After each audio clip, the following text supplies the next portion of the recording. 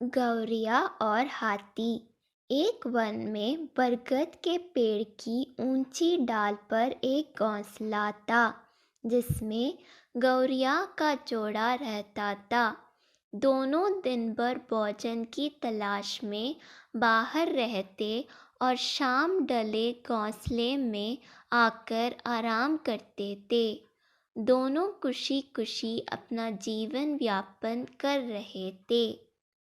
मौसम आने पर गौरिया ने अंडे दिए। अब उसका पति भोजन की तलाश में जाता और वह घोंसले में रहकर अंडों को सेती और उनकी देखभाल करती थी। वे दोनों बेसब्री से अंडों में से अपने बच्चों के बाहर निकलने की प्रतीक्षा कर रहे थे। एक दिन रोज की तरह गौरिया का पति भोजन की तलाश में गया हुआ था और गौरिया घोंसले में अंडों को से रही थी। तभी एक मदमस्त हाथी उस वन में आ गया और उत्पात मचाने लगा। वह अपने विशालकाय शरीर से टकराकर और सूंड से हिला हिलाकर पेड़ पौधों को उड़ाने लगा। कुछ ही देर में सारा वन तहस नहस हो गया। आगे बढ़ते बढ़ते वह उस बरगद के पेड़ के पास पहुंचा जहां गौरिया का घोंसला था। वह जोर जोर से पेड़ को हिलाने लगा, लेकिन बरगद का पेड़ मजबूत था। हाथी उसे गिरा नहीं पाया, लेकिन इन सब में गौरिया का घोंसला टूटकर नीचे गिर पड़ा और उसके सारे अंडे फूट गए। अपने बच्चों की मृत्यु पर गौरिया विलाप करने लगी। जब उसका पति वापस लौटा तो गौरिया ने रोते रोते उसे हाथी की करतूत के बारे में बताया। वह भी बहुत दुखी हुआ।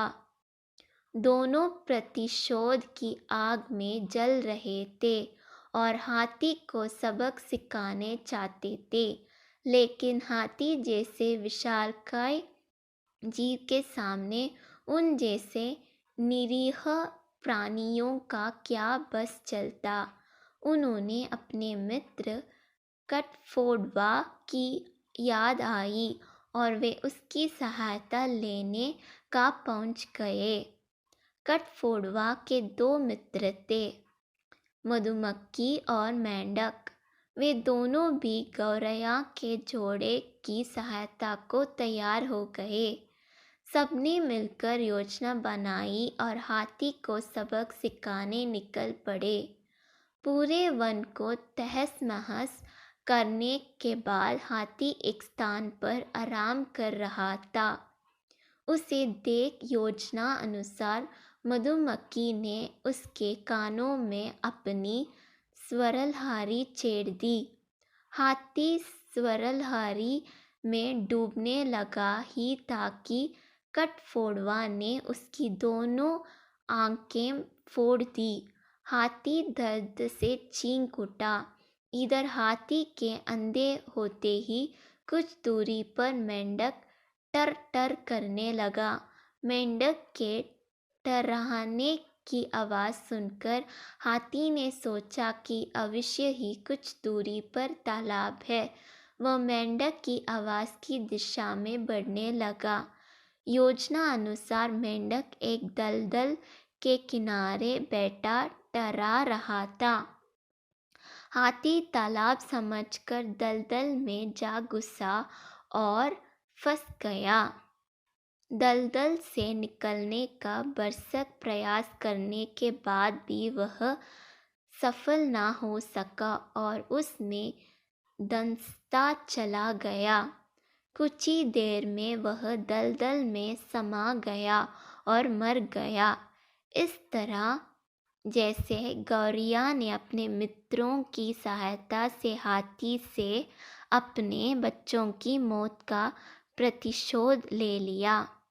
सीख, एकजुटता में बड़ी शक्ति होती है। एकजुट होकर कार्य करने पर कमज़ोर से कमज़ोर व्यक्ति भी बड़े से बड़े कार्य संपन्न कर सकता है।